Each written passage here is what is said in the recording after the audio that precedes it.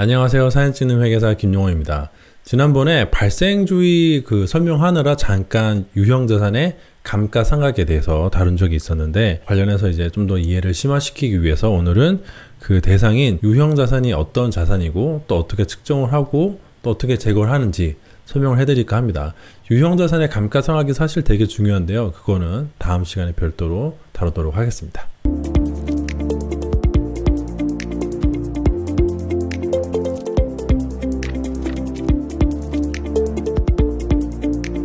자, 먼저 유형자산이라는 게 무엇인가? 유형자산이라는 것은요, 영업활동에 사용하는 자산을 말해요. 다시, 영업활동에 사용하는 자산, 즉 판매를 위해 보유하고 있는 자산도 아니고요, 투자를 위해서 내가 구입한 자산도 아니고요, 사용을 위해서 취득한 자산을 말을 합니다. 지난번에 자산이란 게 미래의 경제적 효익을 가져다 주는 것이라고 했잖아요. 즉 유형자산은 이렇게 사용함으로써 미래의 경제적 효익을 가져온다 라고 이해하시면 될 것 같습니다. 그리고 또 한 가지 중요한 특징이, 유형자산은요, 하나의 회계기간보다 오래 사용하는 자산을 말해요. 여기 보시면은 원가가 언젠가는 비용으로 이렇게 가게 된다 라고 말씀을 드렸죠. 원가라 코스트가 발생하게 되면은 그게 언젠가는 비용으로 가게 됩니다. 그런데 이게 바로 비용으로 갈 수도 있지만은 이렇게 자산이라는 정거장을 들려서 비용으로 갈 수도 있거든요. 유형자산은 이때 원가가 자산을 거쳐서 이렇게 비용으로 갈 때 이 자산에 해당을 하는데요, 비용으로 바로 가지 않고 중간에 자산이란 정거장에 잠깐 거친다는 것은 기간이 회계기간보다 길다는 걸 뜻해요. 만약에 자산에 들렸다가 바로 다시 비용으로 가면은 그게 곧장 비용으로 가는 거랑 차이가 없잖아요. 그렇겠죠? 원가가 발생했는데 이게 바로 비용으로 가는 거랑 자산에 잠깐 들렸다가 곧바로 비용으로 가면은 바로 비용으로 가는 거랑 별반 차이가 없으니까 얘네 둘이 구분되기 위해서는 이 자산에 머무는 시간이요, 하나의 회계기간보다는 길어야 돼요. 요게 핵심이라고 보시면 될 것 같아요. 그래서 자산을 거쳐갈 때 감가상각이라는 걸 한다고 했잖아요. 그거에 대해서는 지난번에 설명드렸고 방법에 대해서는 다음 시간에 설명해 드릴 텐데, 그 감가상각을 하려면은 하나의 회계기간보다는 오래 있어야 얘네를 기간별로 나눠서 비용으로 인식하는 거니까 유형자산은 필연적으로 하나의 회계기간보다 오래 사용하는 자산이어야만 합니다. 아시겠죠? 그렇지 않으면 바로 비용으로 가기 때문에 본질적으로 비용과 다를 게 하나도 없어요. 또 한 가지는 물리적인 실체가 존재해야 돼요. 내가 이렇게 눈으로 보고 손으로 만져지는 물리적인 실체가 존재를 해야 됩니다.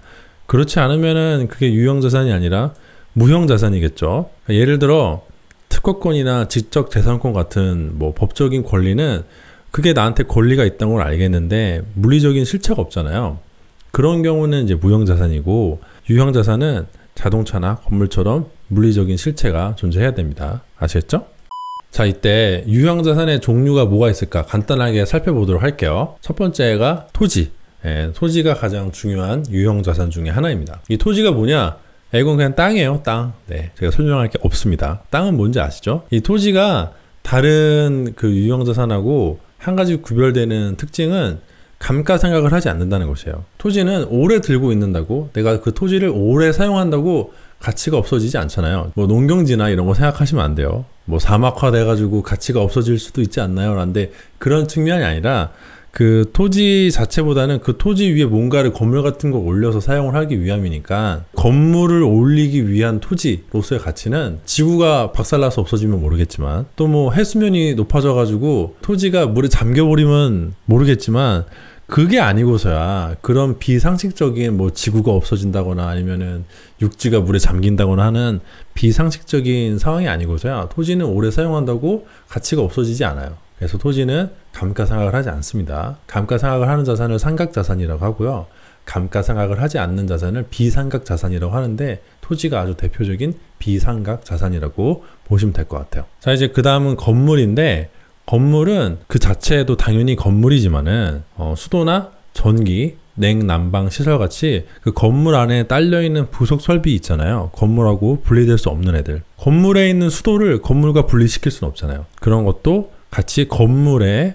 취득 원가에 포함이 됩니다. 그러니까 건물이라고 하면은 건물 안에 여러 가지가 있는데 걔네들 그냥 합쳐서 하나의 건물로 보겠다 라고 보시면 될 것 같아요. 좀 구분이 좀 애매한 게 바로 이 구축물인데요. 구축물은 다리, 뭐 교량, 담벼락, 수조 탱크 등 토목 설비 또는 공작물을 얘기를 해요. 일부는 건물의 부속 설비와 구축물이 다소 그 구분이 애매한 그게 있어요. 그리고 실무에서 어떻게 합니까? 실무에서도 조금 애매합니다. 애매하긴 한데 어쨌든 그 제가 아까 말씀드린 거 있잖아요. 건물하고 따로 떼서 생각을 할 수 있는가를 기준으로 판단하시면 될 것 같아요. 제가 여기 특정 어떤 거를 딱 찝으면은 어떤 회사에서는 이걸 뭐 건물로 규정을 하고 어떤 회사에서는 뭐 구축물로 규정하는 경우도 있어가지고 애매한 걸 제가 말씀드리기가 좀 곤란한데 뭐 일관성만 유지하면 괜찮을 것 같고요. 다만 이제 구분하는 기준을 그 건물이랑 분리해서 생각해야 할 수 있는가 라고 예를 들어 수조 탱크 같은 경우에는 건물에서 분리해낼 수 있잖아요.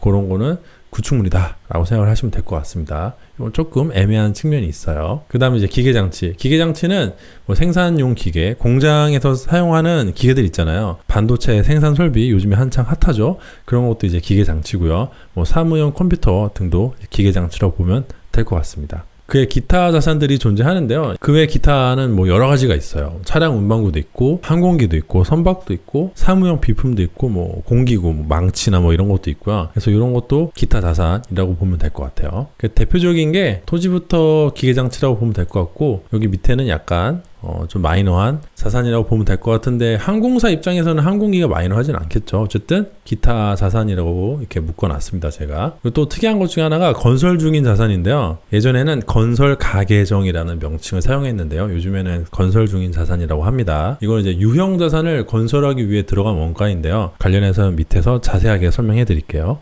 자, 이렇게 유형 자산의 정의와 종류에 대해서 살펴보았으니까 다음은 유형 자산을 취득할 때 어떻게 측정을 하는지 살펴보도록 하겠습니다.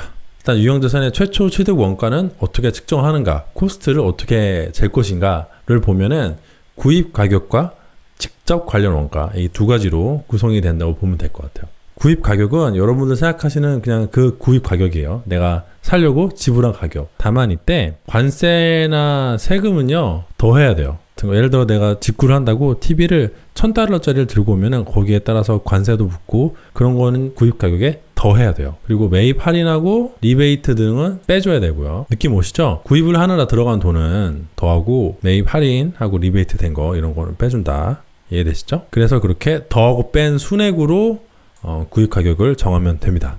그러면은 직접 관련 원가는 무엇인가? 직접 관련 원가는 경영진이 의도하는 방식으로 자산을 가동하기 위해 필요한 장소와 상태에 이르게 하는 직접 관련 원가를 말해요. 여기서 중요한 말이 경영진이 의도하는 방식으로 자산을 가동한다. 요 말이에요. 그래서 필요한 장소와 상태에 이르게 하는데 직접 관련되는 원가. 예를 들어 운송비. 내가 뭘 샀는데 그게 나한테 오기는 와야 될 거잖아요. 그게 나한테 안 오면은 내가 그걸 사용할 수 있겠어요? 없겠죠? 또 종업원 급여, 자산을 가지고 가동을 시키기 위해서 들어가는 비용 중에 인건비가 발생할 수도 있거든요. 그런 것도 포함을 해야 되고, 설치 준비비. 예를 들어 내가 어떤 기계를 설치를 하기 위해서 막 거기 청소도 하고 이렇게 관련된 설비나 전기도 끌어와서 공사도 마치고 했다고 치면은 그 설치하기 위해서 들어간 준비 비용도 직접 관련 원가에 포함이 됩니다. 그리고 순 시험 가동비. 그러니까 한번 시범으로 내가 한번 돌려본 거 있잖아요. 공장에서 사용하기 위한 어떤 생산시설을 들고 왔는데 이게 잘 작동하는지 하지 않는지 그거를 내가 한번 돌려봤어요. 기계를 시험 삼아서. 그거 비용도 취득 원가에 포함을 해야 된다라고 보시면 됩니다. 그리고 전문가 수수료. 좀 복잡한 기계 같은 경우에는 전문가의 도움이 필요한 순간이 있을 수도 있거든요. 그 TV 집에 설치하려면 기사분이 와야 되잖아요. 하다못해 TV도 설치하는 기사분이 와야 되는데 공장에서 사용하는 생산 설비들은 어떻겠어요? 당연히 전문가의 손길이 필요합니다. 그래서 이런 관련된 모든 비용이 다 이 직접 관련 원가에 포함이 돼요. 그리고 그게 유형자산을 취득하는 취득 원가에 포함이 되고요. 느낌 오시죠? 자, 그런데 물건을 살 때요. 현금으로 살 수도 있지만은 현금으로 사는 게 대부분이겠죠. 하지만은 가끔은 현금 거래 말고도 물물 교환을 한다든가 내가 가지고 있는 다른 자산이랑 교환을 한다든가 아니면은 여러 가지 그 외 기타 방식으로 대금을 지급할 수가 있어요. 꼭 현금만 주라는 법은 없거든요. 현금 주는 게 일반적이긴 하지만은 그럴 때는 어떻게 취득원가를 계산을 하는가? 제공하는 현금, 제공하는 자산, 부담하는 부채를 합한 금액이라고 보는데 제공하는 현금은 당연하죠. 이거는 내가 준 돈, 그 물건 사느라고 내가 준 돈을 말을 하고요. 또 제공하는 자산은 내가 그 물건을 사려고 준 나의 물건, 나의 자산, 그러니까 교환을 한 경우에요. 부담하는 부채를 합한 금액이다. 부담하는 부채가 뭐가 있을까? 여러분들 가장 생각하기 쉬운 게 바로 전세를 끼고 집을 사는 거예요. 예를 들어 내가 10억짜리 집을 사는데 8억 정도 전세금이 있었다고 쳐요. 그러니까 전세를 끼고 내가 돈을 2억만 내고 산 거죠. 그러면 제공하는 현금은 2억이잖아요. 그렇죠. 근데 그 자산이, 그 부동산이 10억짜리야. 왜? 내가 나중에 전세금을 그 세입자한테 8억을 줘야 되거든요. 그 전 집주인이 가지고 있던 부채를 내가 대신 부담하는 거죠. 당장 돈은 2억밖에 오가지 않지만은 부동산의 가격은 10억이라고 봐야 됩니다. 왜냐? 제공하는 현금 2억이랑 부담하는 부채 8억을 합친 10억이 자산의 취득 가격이 되어야 하는 것이죠. 쉽게 이해가 되시죠? 자, 이렇게 취득하는 거 일반적인 얘기를 해드렸는데 그럼 하나씩 자산들을 살펴보도록 할게요. 첫 번째가 이제 토지를 구입할 때 어떻게 하는가? 토지는 아까 말씀드린 대로 대표적으로 감가상각을 하지 않는 비상각 자산이에요. 이때 토지를 취득하기 위한 직접 관련 원가는 뭐가 있을까? 첫 번째, 취득세, 등록세 등의 제세 공과금이 존재합니다. 그렇겠죠? 토지를 취득하기 위해서는 취득세, 등록세, 제세 공과금을 내야 돼요. 두 번째, 중개 수수료와 법률 비용. 토지를 내가 바로 살 수 있으면 참 좋은데 항상 부동산을 끼게 돼 있어요. 왜냐면 토지 거래하는 건 굉장히 복잡한 절차이기 때문에 다 일일이 모든 그 회사가 할 수가 없거든요. 그래서 부동산을 전문으로 취급하는 중개인의 도움을 받도록 되어 있고 그게 공짜가 아니잖아요. 그래서 중개 수수료가 발생하고요. 그 집 거래 같은 거 해보시면 알겠지만은 법무사분이 오셔가지고 막 저거를 등기부등본도 고쳐주고 뭐 이렇게 떼주거든요. 그런 거 하면 그것도 역시 공짜가 아닙니다. 그래서 법률 비용이 들어가요. 여기 오타가 있다. 세 번째로 개발부담금, 하수종말처리장 분담금 등 법에서 요구하는 저런 비용들이 있거든요. 일종의 세금이랑 비슷한 개념이라고 보면 되는데 저것도 토지의 취득원가, 즉 직접 관련 원가에 포함이 된다 라고 생각을 하시면 됩니다.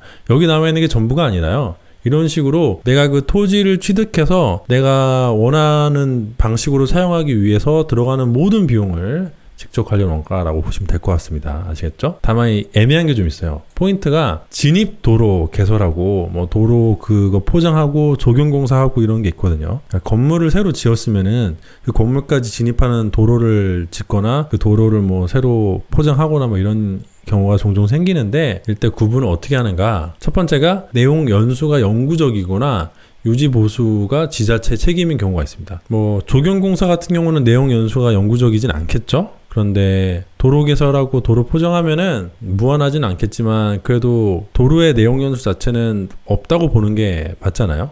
예를 들어 경부고속도로 내용 연수 어떻게 됩니까? 그건 뭐 한 100년, 200년 되나요? 그 정도면 무한하다고 영구적이라고 보는 게 맞을 것 같아요. 도로를 없애버릴 수는 있지만 그 도로가 있는 한은 계속 사용할 수가 있으니까. 다만 그 도로도 유지 보수를 해야 돼요. 도로가 이제 시간이 지나면은 아스팔트도 막 까이고 차선도 좀 흐리흐리해지고 하니까 계속 유지보수를 해줘야 되는데 그 유지보수 책임이 나한테 있는 게 아니라 지자체, 즉 정부에 있다. 이런 게 내 책임이 아니다. 그런 경우에 이제 토지라고 보시면 될 것 같습니다. 내가 처음에 돈을 딱 들이면 땡인 경우에 이거는 느낌이 오시죠? 반면에 내용 연수가 한정적이거나 유지보수가 회사의 책임인 경우에는 그거를 구축물로 봐야 돼요. 내용 연수가 한정적이면은 당연히 감가상각을 해야 되니까 그거를 토지로 볼 수가 없고요. 유지보수가 회사의 책임인 경우에는 계속 돈이 주기적으로 들어간다는 뜻이거든요. 토지에 돈이 계속 주기적으로 들어가는 거는 상상하기 어려우니까 그래서 뭐 구축물로 본다 라고 보시면 될 것 같습니다. 아시겠죠? 토지는 그런데 건물은 또 어떤가? 건물을 봅시다. 건물은 특징이요. 외부에서 구입을 할 수도 있고요. 건설할 수도 있어요. 토지를 내가 만들 수는 없잖아요. 매립을 하면 되나? 바다의 가운데 토지를 만들면 되나? 뭐 그럴 수도 있지만 예외적인 경우로 치고 대체로 토지는 누군가한테 사야 돼요. 내가 정부가 아니고서야 토지를 매립할 수도 없고 아무튼 그렇잖아요. 그런데 건물은 외부에서 구입을 할 수도 있지만요. 내가 건설해서 건물을 지을 수도 있어요. 그래서 건물을 구입하는 경우랑 건설하는 경우를 따로따로 봐야 되는데 건물을 구입하는 경우에는 구입 가격 플러스 취득 관련 직접 원가 발생하니까 그거대로 인식을 하시면 됩니다. 이것도 간단하죠? 다만 이제 건물을 건설하는 경우에는요. 도급 비용이 발생하고 내가 건설사가 아니면은 우연찮게 건설사가 자기가 쓸 뭐 건물을 짓는다 그런 모르겠지만은 대부분은 건설사가 아니니까 자기 주 업무가 건설이 아니잖아요. 그러면 누군가를 건설사를 고용해야 되는데 그럴 때 들어가는 도급 비용이 있을 수 있고요. 또 관련 인허가 비용, 설계 비용, 뭐 감리 비용 이런 것도 직접 관련 원가에 포함이 되고요. 취득세, 등록세 등의 죄세 공과금도 당연히 포함이 됩니다. 또 각종 보험료 및 담당 직원의 급여도 포함이 되고, 역시나 이것도 예시일 뿐이죠. 이거보다 더 많아요. 훨씬 많은데 건물을 건설하는 데 들어가는 거의 모든 비용은 그 건물의 취득 원가라고 보시면 될 것 같습니다. 어렵지 않죠? 자, 그런데 실무에서는 토지랑 건물을 따로따로 구입할 수도 있겠지만은 대체로는 같이 구입하는 경우가 많아요. 여러분들 빌라 같은 거 사보시면은 대지 지분이라는 개념이 있거든요. 그 빌라에 가지고 있는 전체 토지 중에 내가 어느 정도 이 호수에 관련된 부분이다 라는 걸 표현해 주는 건데, 즉 빌라를 사면은 그 빌라의 대지의 일부를 내가 취득을 하는 셈이에요. 그래서 대체로 부동산을 사면은 토지와 건물을 일괄적으로 구입하는 경우가 대부분입니다. 그렇게 토지와 건물을 일괄적으로 구입하는 경우에는 토지와 건물이 각각 취득 원가가 얼마인지 파악을 해야 돼요. 그렇잖아요. 내가 한 100억을 주고 건물이랑 토지를 같이 샀는데 이 중에 건물이 어느 정도고 토지가 어느 정도인지 파악을 해야 토지는 토지대로 올려서 감가상각을 하지 않고 건물은 건물대로 올려서 감가상각을 진행을 하고 그렇겠죠? 근데 두 가지 경우로 살펴봐야 되는데요. 토지와 건물을 모두 사용할 목적인 경우와 토지만 사용할 목적인 경우를 구분해서 봐야 됩니다. 첫 번째, 토지와 건물을 모두 사용할 목적으로 구입을 한 경우, 이때는 전체 취득 원가를 각 자산의 공정가치대로 배분을 하면 됩니다. 그러니까 예를 들어 내가 60억 정도 되는 토지랑 40억 정도 되는 건물을 샀다고 쳐요. 공정가치가 100억이죠. 내가 그걸 어떻게 쇼부를 잘 쳐가지고 90억에 샀다고 칠게요. 느낌 오시죠? 100억짜리 그 토지와 건물을 90억에 싸게 산 거예요. 공정가치는 100억인데 그러면 이제 90억에 산 거를 나눌 때 토지가 6이고 건물이 4니까 6대 4로 90억을 나누면 됩니다. 대충 느낌 오시죠? 그런 식으로 각각 자산의 공정가치로 전체 일괄 그 구입 금액을 나누면 된다라고 보시면 될 것 같아요. 다만 토지만 사용할 목적으로 구입하면 어떻게 되는가? 건물은 필요가 없잖아요. 그럼 건물을 어떻게 해야겠어요? 토지만 내가 사용하려고 샀는데 건물은 필요가 없어요. 건물을 허물어야겠죠. 이런 경우가 뭐가 있나? 토지를 사가지고 건물을 허물어서 새로 건물을 지을 때가 있어요. 그럴 때는 내가 비록 토지랑 건물을 샀지만 허물려면 그 건물도 내가 사야 될 거 아니에요. 내 것도 아닌데 어떻게 허물어? 건물을 새로 지으려면은 그 자리에 있는 토지랑 건물을 같이 산 다음에 건물을 허물고 새로 지어야 돼요. 그때는 비록 건물을 샀지만은 그걸 토지만 사용하기 위한 목적이니까 전체 취득 원가, 요거는 쉽게 이해되시죠? 이때 건물을 철거할 때 발생되는 원가, 즉 철거 원가도 모두 토지에 배분해야 됩니다. 건물을 철거하면 그게 공짜가 아니잖아요. 제가 아까 뭐라고 했어요? 경영진이 의도하는 방식으로 자산을 가동하기 위해 필요한 장소와 상태에 이르게 하는데 관련되는 모든 원가라고 했잖아요. 경영진이 의도하는 방식으로 건물을 올리기 위해 필요한 상태에 이르게 하기 위해서는 건물을 철거해야 되니까, 그래서 건물 철거하는 원가도 포함이 된다라고 보시면 될 것 같아요. 다만 철거하는 과정에서 부산물이 생기는 경우가 있어요. 건물을 철거하다 보면은 그 건물 안에 있는 여러 가지 철근이라든지 또 뭐가 있을까? 하여튼 여러 가지 시설들이 고철로 팔릴 수가 있잖아요. 그럴 때 그때 철거 과정에서 그렇게 부산물이 생겨가지고 팔면은 수입이 들어오는 경우가 있는데 그런 수입은 차감한다 라고 보시면 됩니다. 아시겠죠?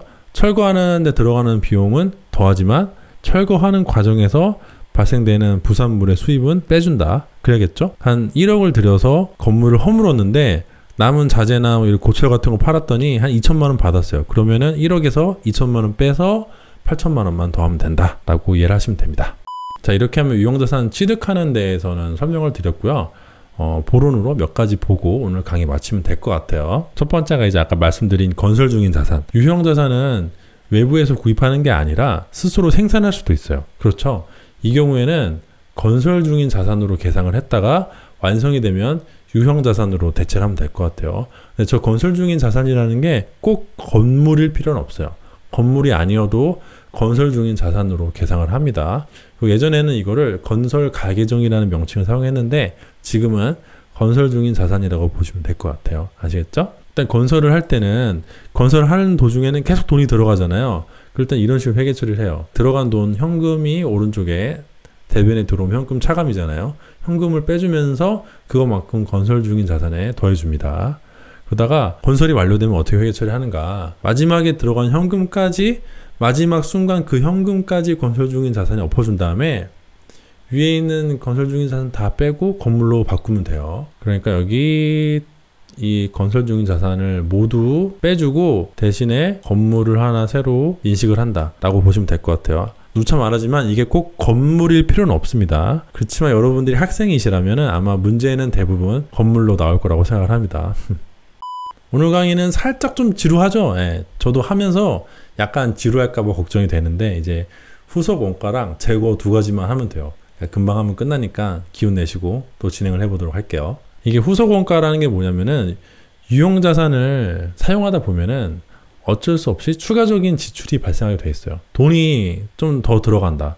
그러니까 예를 들어 뭐 사용하다가 내가 고장나면은 고쳐야 되잖아요. 그렇죠. 저도 카메라를 사면 그걸로 땡일 줄 알았는데 계속 뭘 사게 되더라고요. 또 고장나니까 고치게 되고, 얼마 전에 뭐가 맛이 가가지고 렌즈가 한 50만원 주고 고쳤어요. 200만원을 넘겨주고 산 렌즈인데 얘가 고장나가지고 고치려고 가보니까 보증기간 끝났다고 60만원 내래요. 근데 어떻게 안 낼 수가 없잖아요. 그래서 그런 식으로 유형자산을 사용하다 보면은 추가적인 지출이 발생하게 되어 있습니다. 이 중에서 자산성이 있는 항목은 자본적 지출이라고 하고요. 자산성이 없는 항목은 수익적 지출이라고 구분을 해요. 이거 되게 어려운 얘기인데 하나씩 설명을 해볼게요. 요거 이렇게 이해가 쉽진 않습니다. 먼저 자본적 지출이 뭐냐. 자본적 지출은 미래 경제적 효익을 증가시키는 경우를 말해요. 그리고 수익적 지출은 당초 예상된 성능 수준을 회복하거나 유지하는 경우를 말을 하고요. 그러니까 자본적 지출이랑 수익적 지출 같은 경우에는 대표적인 게 예를 들어 증축을 한다. 건물을 뭔가 늘렸다. 베란다를 확장을 한다. 뭐 이런 거는 자본적 지출이고요. 예를 들어 뭐 엘리베이터를 내가 새로 하나 들였어요. 건물에 엘리베이터를 새로 하나 놨어. 그런 건 당연히 자본적 지출입니다. 왜냐면은 그게 엘리베이터가 없다가 생기면은 미래의 경제적 효익을 증가시키잖아요. 안 그래요? 그 건물의 가치가 좀 더 올라가겠죠. 그렇겠죠. 그런데 엘리베이터가 원래 있었는데 얘가 고장이 난 거예요. 그래서 엘리베이터 고장 난 걸 고쳤어요. 걔는 수익적 지출입니다. 왜냐면은 당초 예상된 성능 수준으로 고치는 거잖아요. 수리하는 거. 또는 원래의 상태를 유지하는 그런 것이기 때문에 그거는 이제 수익적 지출이라고 보시면 되고요. 그러니까 돈이 들어가는데 아까 제가 말씀드린 렌즈 고장나서 고친 거는 고친 다음에 렌즈가 뭐 좋아졌냐? 아무것도 안 좋아졌어요. 물론 돈을 들여서 고쳤지만은 그 전에 원래 상태랑 비교하면 좋아진 게 하나도 없거든요. 그런 경우는 이제 수익적 지출이라고 보시면 되고요. 자본적 지출은 아까 말씀드린 대로 뭔가 증축을 하거나 베란다를 뭐 새로 뭐 확장을 하거나 뭐 없던 뭐 지붕을 만들거나 엘리베이터를 만들거나 이런 거라고 보시면 됩니다. 이때 자본적 지출은 유형자산 취득원가에 가산해요. 그러니까 건물에다가 엘리베이터를 새로 설치했어요. 그러면은 그거는 건물의 취득원가에 가산합니다. 느낌 오시죠? 근데 수익적 지출은요, 발생한 기간에 비용으로 처리해요. 아까 렌즈 수리한 거 비용이다. 엘리베이터 있었는데 고장나서 고쳤어? 비용이다. 라고 보시면 될 것 같아요. 뭐 수선비 정도로 처리를 하면 되겠네요. 여기 오타가 있네. 여기 오타가 있었는데 계속 진행했어. 그냥 갈게요. 사실 이것보다 더 복잡한 얘기가 많이 있는데 회계원리 수준에서는 이 정도만 말씀드리면 충분할 것 같아요. 여기까지 하고 넘어가도록 하겠습니다. 자, 이제 그 다음은 유형자산의 제거. 마지막이요. 힘을 내세요. 힘내세요. 힘. 일단 유형자산을 팔거나 폐기하는 경우를 이제 유형자산의 제거라고 하는데요. 이때는 어떻게 회계처리를 해야 되는가. 제거하는 날까지 감가상각을 인식을 하고 감가상각 누계까지 모두 제거해야 된다. 제가 지난번에 감가상각이 뭔지는 말씀드렸죠. 그 강의 봤다고 가정을 하고 진행을 해볼게요. 이거는 다음 시간에 감가상각 방법 제가 설명해 드리면서 또 설명을 해드릴 테니까 오늘은 만약에 이해가 안 되시면 그냥 가벼운 마음으로 듣고 바로 다음 강좌를 기약을 하시면 될 것 같습니다. 아시겠죠? 스트레스 받지 마세요. 첫 번째가 유형자산을 이득을 보고 파는 경우예요. 그러니까 돈을 남겨서 파는 경우. 어떻게 하는가? 일단 파는 날까지의 감가상각을 인식을 해줘야 됩니다. 파는 날까지의 감가상각을 이렇게 인식을 해줘요. 감가상각비 얼마, 감가상각 누계가 얼마. 요 회계처리 이거 왜 이렇게 하는 건가? 라고 하면은 이제 지금 상황이 심각한 거예요. 그거는 앞에 감가상각이 뭔지 설명하는 강의를 보셔야 됩니다. 그건 아실 거라고 가정을 할게요. 감가상각비 적어주고 대변에 감가상각 누계액 적어주고요. 그러니까 내가 6월 1일 날 팔았어. 그러면 1, 2, 3, 4, 5개월 동안은 사용을 했잖아요. 그 5개월 동안에 감가상각비는 인식을 해야 돼요. 판 그 날까지. 그 다음에 장부에서 재고를 해야 되는데 먼저 받은 돈 현금 써주고요. 그 다음에 유형자산이랑 감가상각 누계액 적어줘요. 유형자산 취득원가 빼주고 감가상각 누계액 지금까지 쌓였던 거 다 적어주면 됩니다. 그러면은 대차가 안 맞겠죠? 그러면 대차가 안 맞는 부분을 여기에 처분이익이라고 또 적어주면 돼요. 예를 들어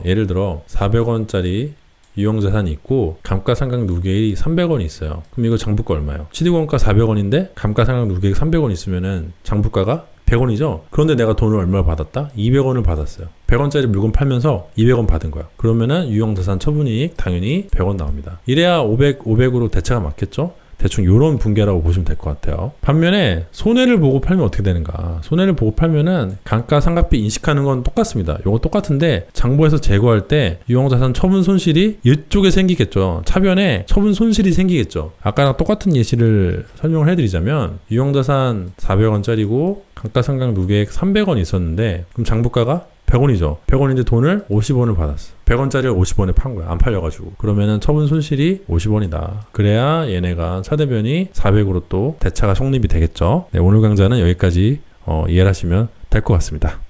네, 오늘은 유형자산이 무엇이고 또 취득하고 제거하는 게 어떻게 회계 처리를 하고 어떻게 측정을 하는지에 대해서 설명을 해드렸는데요. 다소 이게 병렬식으로 강의를 하면은 조금 지루한 측면이 있어요. 한 가지 주제를 가지고 이렇게 논리적으로 쭉 이어나가면 덜 지루한데 이건 이거고 저건 저거고 그건 그거다 이렇게 진행을 하면은 조금 지루한 면이 있거든요. 하지만 다 필요한 내용이라서 진행을 했다고 이해해 주시면 될 것 같고 다음 시간에는 감가상각을 어떻게 하는지 뭐 정액법인지 정률법인지 이런 얘기 한다고 보시면 될 것 같습니다. 그러면 다음 시간에 계속 이어서 가도록 하고 오늘 강의는 여기서 마치도록 하겠습니다. 오늘도 역시 제 강의가 도움이 되고 재미가 있었다면 좋아요와 구독 부탁드리도록 하겠습니다.